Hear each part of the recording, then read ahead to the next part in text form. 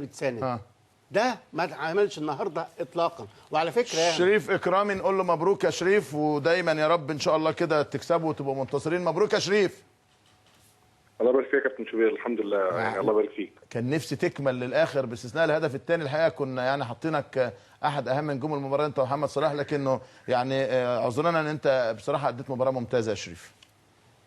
والله يا كابتن الحمد لله. والله يا كابتن برضو الجون الثاني يعني هي الكوره برضو مش سهله زي ما هي باينه، فكره ان المسافه قريبه جدا، وزائد ان الكوره يعني ومع نشوفيه الملعب والسيرف بتاع الكوره انا ما عرفتش. انا كان المفروض بدل ما احاول امسكها، بس الفكره ان انا كان المفروض اتعامل اسهل، في حاجه اسهل من كده كان ممكن اضربها كورنر، بس هو للاسف يعني احساسنا ان فيه تسلل، زائد ان في اثنين لوحدهم ومع قرب المسافه هو ده اللي صعب القرار. بس هي والله مش يعني كوره مش سهله برضه يا كابتن والله. لا صعب.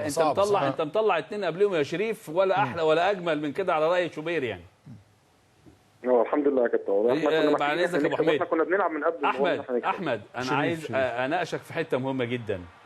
ابوك وهو بيلعب معانا كان بياكل دماغنا، يعني النهارده الثلاثه مفيش حد ملتزم قدامك لا بالمان ولا بالليبرو. هل انت كنت بتنبه وبتقول مين اللي ورا ومين اللي ماسك ومين كده، ولا ايه بالظبط؟ لا يا كابتن، هو الفكره ان احنا من قبل الماتش واحنا عارفين، احنا من الماتش الاول عرفنا ان فريق زيمبابوي فيه سرعات، فكان بنلعب يعني مستر بدر قرر ان احنا نلعب بليبرو عشان السببين. اول سبب ان احنا يبقى ما فيش مساحات ما بين خط ظهرنا وما بين الجون يقدروا هم يستغلوها، ده رقم واحد. رقم اثنين ان هم يجوا عندنا بحيث ان احنا نخلع مساحات ظهرهم يستغلها محمد صلاح بسرعته. فهو ده اللي حصل يعني. يمكن النهارده بس احنا مش متعودين نلعب يعني بقى لنا فتره ما بنلعبش بليبرو، فاحيانا في كور بيعتمدوا فيها على بعض. ده دايما انما غير كده انا شايف ان الموضوع دايما بشكل كويس.